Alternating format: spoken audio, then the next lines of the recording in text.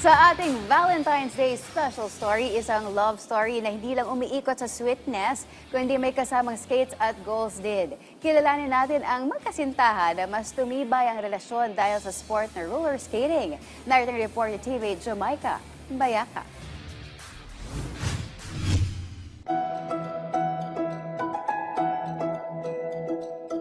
Noong 2021 na-discover ni na James Pescueza at Cathy Napao ang roller skating. At parang na-inlove ulit, pero sa sport naman. Dahil sa impluwensya ng mga kaibigan, sinubukan nila ito bilang bagong trip. Sa una, pampalipas oras lang, bonding, inner child healing. Pero habang tumatagal, level up. Hanggang sa naging bahagi na sila ng Philippine Rollerball Association. Una siya lang, syempre as a partner para masupport ko siya. Bumili din ako ng skate ko. Couple skate kami, pinagpapalit pa namin.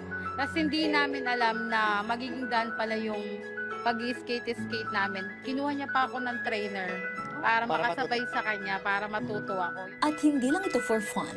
Kasama si James sa 4th Rollerball Asian Cup sa India, kung saan nasungkit ng Pilipinas ang ika-5 pwesto na nagbukas ng pintuan papuntang World Cup sa Dubai noong Disyembre. Habang si Cathy naman hindi lang cheerleader mode sa boyfriend, isa din siyang guro at naging volunteer graphic artist ng team.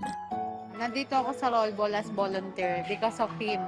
Kasi nga, last year, naglaro na siya ng rollerball in India. So, as a partner, nag-volunteer na rin ako not to support only him, but also the rollerball family. And dahil sa rollerball, mas tumatag yung relationship namin. At siya rin po yung gumawa at nag-design ng namin, jersey. Sa monumento raw ang kanilang tagpuan, si James mula Laguna, si Cathy naman mula Pampanga. Pero kapag practice, parang date na rin. Skate dito, tawa doon, at habang umaandar ang mga gulong, mas lalong umaandar ang kanilang connection.